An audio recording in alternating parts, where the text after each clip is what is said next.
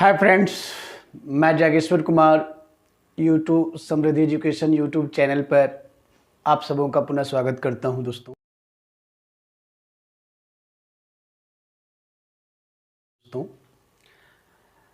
Friends आज हम लोग वादे के मुताबिक क्लास 10th की मैथ की सीरीज़ जो पिछले क्लास में मैंने शुरू किया था, इंट्रोडक्शन दिया था, उसी कड़ी को आगे बढ़ाते हुए आज हम लोग ट्रिगोनोमेट्री स्टार्ट कर रहे हैं दोस्तों। और जैसा कि आपको मालूम होगा कि ट्रिगोनोमेट्री से टोटल 12 मार्क्स का क्वेश्चंस आपके एग्जामिनेशंस में पूछा जाएगा। तो आइए दोस्तों, समय को व्यर्थ ना करते हुए हम लोग अपना क्लास को शुरू करें। तो दोस्तों ट्रिगोनोमेट्री हम लोग इस चैप्टर को इस तरीके से पढ़ेंगे ताकि इससे कोई भी क्वेश्चन ना छूटे, कोई भी एस्पेक्ट मेरा ना छूटे।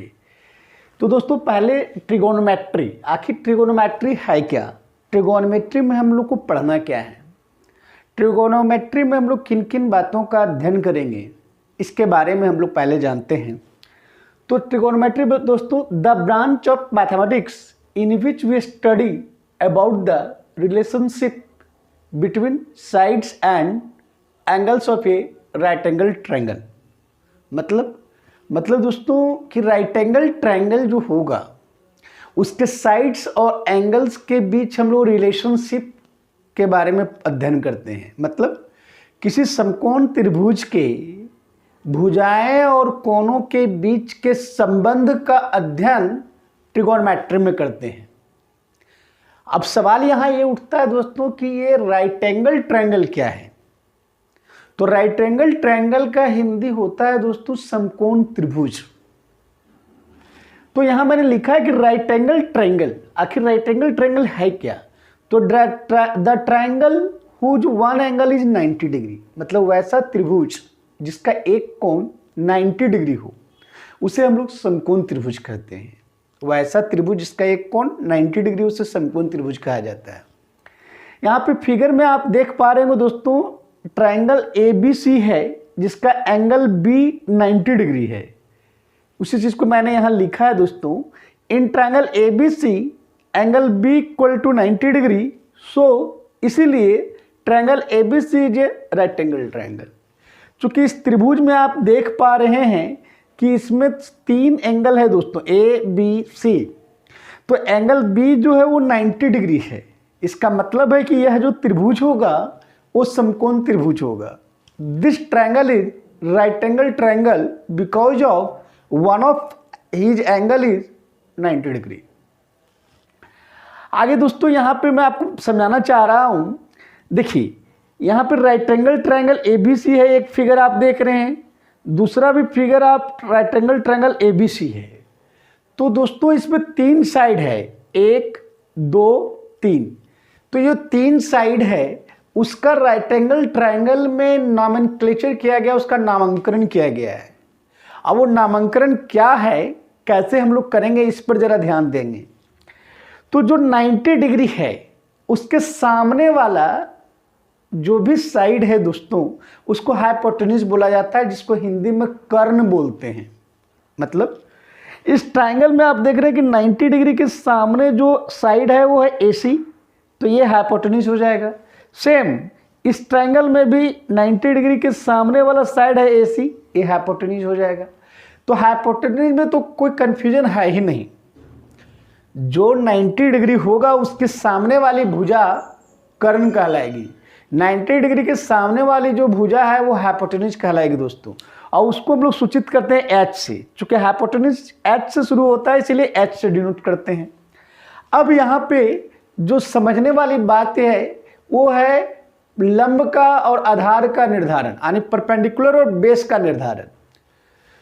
तो दोस्तों जिस एंगल को मेजर करना हो, जिस एंगल को मापना हो, उस एंगल की सामने वाली भुजा को हम लोग परपेंडिकुलर कहते हैं, लंब कहते हैं। यहाँ पे आप देख रहे होंगे कि यहाँ पे एंगल C हमको मेजर करना है। तो एंगल C के सामने वाली भुजा AB होगा, तो ये परपेंडिकुलर कहलाएगा। अब चूंकि हाइपोटेन्यूज पहले निकाल चुके हैं और एंगल सी मापना है, तो जो एंगल मापना रहता है उसके सामने वाली भुजा को परपेंडिकुलर कहते हैं। तो एंगल सी के सामने वाली भुजा ए बी है, ये परपेंडिकुलर हो जाएगा, हाइपोटेन्यूज परपेंडिकुलर निकल गया। तीसरा जो साइड बचेगा दोस्तों वो अपना बेस कहलाएगा, जिसको हम लोग बी से सूचित करते हैं। आप इस फिगर में आ जाएं, यहाँ पे आप देख रहे हैं कि हमको एंगल ए मेजर करना है, एंगल ए। तो हाइपोटेन्यूज तो हम लोग पहले निकाल चुके हैं, अब एंगल ए जो मेजर करना है उसके सामने वाला साइड बीसी है, जिसको हम लोग परपेंडिकुलर कहेंगे। तो तीसरा जो साइड बच जाएगा दोस्तों वो मेरा बेस कहलाएगा। तो राइट एंगल ट्रायंगल में जो तीन साइड है उसके तीन नाम है, हाइपोटेन्यूज, परपेंडिकुलर, बेस। हाइपोटेन्यूज क्या होगा, 90 डिग्री के सामने वाली भुजा हाइपोटेन्यूज कहलाएगा। जो एंगल मापा जाना है उसके सामने वाली भुजा परपेंडिकुलर कहलाएगा, और जो तीसरा साइड बच जाता है दोस्तों वो बेस कहलाएगा। तो आपको इससे रिलेटेड क्वेश्चंस मिलेगा, आपको कोई भी दो साइड्स दिया रहेगा और आपको तीसरा साइड निकालना पड़ेगा। PBH में ये तीन में से दो चीज़ें आपको दी रहेगी, तीसरा निकालना पड़ेगा। और उसको निकालने के लिए दोस्तों एक थ्योरम होता है जिसका नाम है पाइथागोरस थ्योरम, पाइथागोरस थ्योरम। और ये पाइथागोरस थ्योरम का फॉर्मूला होता है दोस्तों, परपेंडिकुलर स्क्वायर प्लस बेस का स्क्वायर इक्वल टू हाइपोटेन्यूज का स्क्वायर, मतलब P का स्क्वायर प्लस B का स्क्वायर इक्वल टू H का स्क्वायर। तो ये आपका पाइथागोरस थ्योरम है। जब आपको राइट एंगल ट्रायंगल में दो भुजाएं दी गई है तो तीसरी भुजा को निकालने के लिए आप पाइथागोरस थ्योरम का इस्तेमाल करेंगे, और पाइथागोरस थ्योरम का इस्तेमाल करके आप तीसरी भुजा निकाल लेंगे।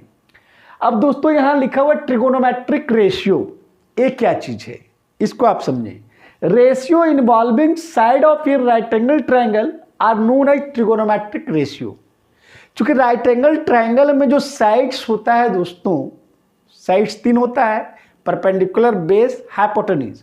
तो साइड्स के बीच का जो रेशियो होता है, साइड्स का जो रेशियो होता है उसी को ट्रिगोनोमेट्रिक रेशियो बोला जाता है।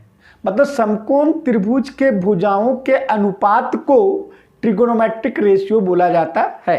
फिर से सुनिएगा, समकोण त्रिभुज के भुजाओं के अनुपात को ट्रिगोनोमेट्रिक रेशियो कहा जाता है।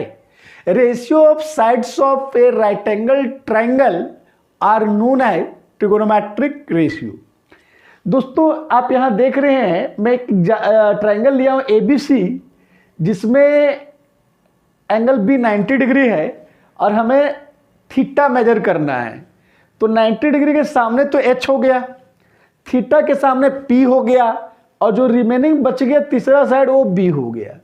तो यहाँ पे साइन का फॉर्मूला होता है दोस्तों, साइन थीटा बराबर P/H, कॉस थीटा बराबर B/H।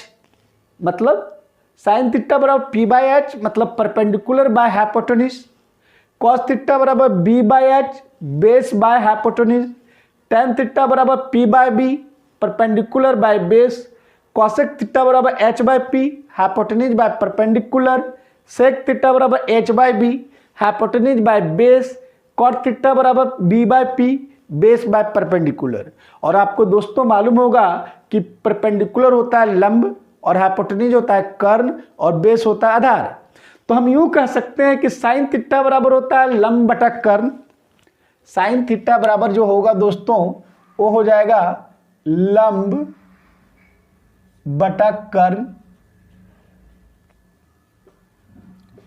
कॉस थीटा बराबर आधार बटा कर्ण, और टेन थीटा बराबर लंब बटा आधार। अब इसी तरह से कॉसेक थीटा का हो जाएगा दोस्तों कर्ण बटा लंब, सेक थीटा का हो जाएगा कर्ण बटा आधार, और कोट थीटा का हो जाएगा आधार बटा लंब।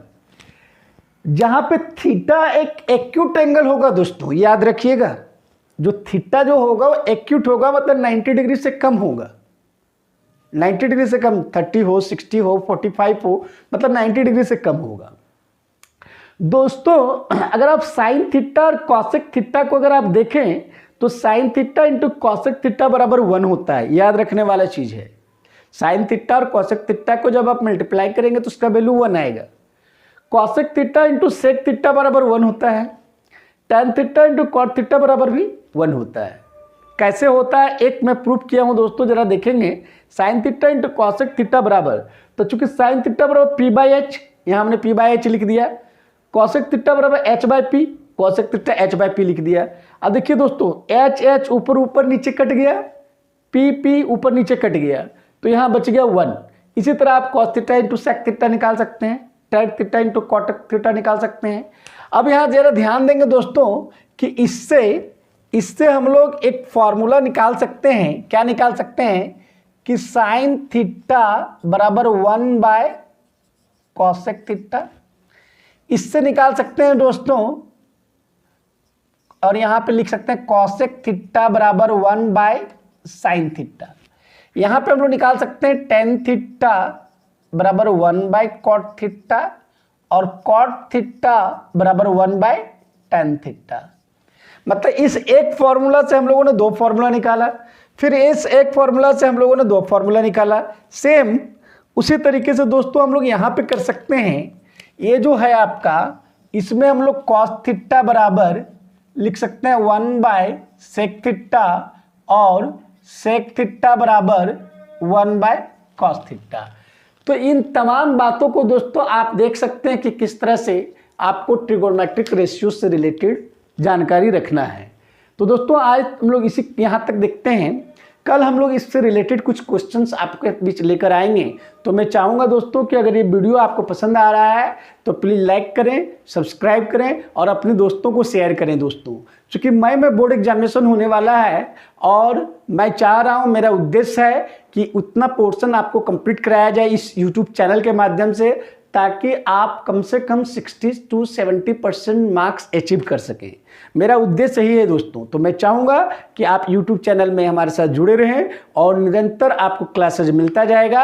आप इसको बिल्कुल क्लासेस को घर पे प्रैक्टिस करें और क्वेश्चंस का अभ्यास करें दोस्तों। तो मैं पुनः कल इसके क्वेश्चंस को लेकर आपके बीच उपलब्ध आऊँगा। तब तक के लिए धन्यवाद दोस्तों।